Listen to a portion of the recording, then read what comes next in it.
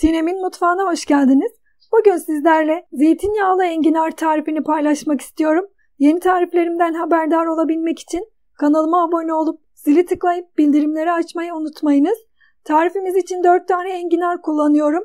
Enginarları yıkadım güzelce ve kararmaması için limonlu suda bekletiyorum. Suyu içinde 1 su bardağı su, 1 tane limon suyu, 1 çay kaşığı tuz, 1 çay kaşığı toz şeker ekleyip karıştırıyorum. Bu suyla yemeğimizi pişireceğiz.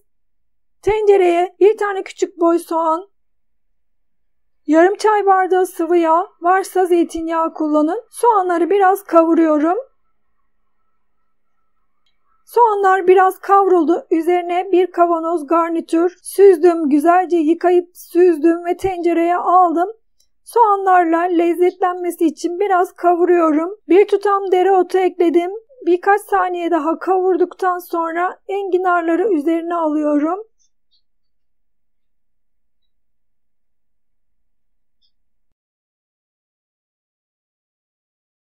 Garnitürleri enginarların üzerine alıyorum. Hazırladığımız suyu üzerine döküyorum. Kapağını kapatıp kaynamaya başladıktan sonra ocağın altını kıstım. Kısık ateşte 25 dakika pişirdim. 25 dakikanın sonunda enginarları kontrol ediyorum çatalla. Eğer yumuşamışsa enginarlar olmuş demektir. Benim enginarlarım da yumuşamış.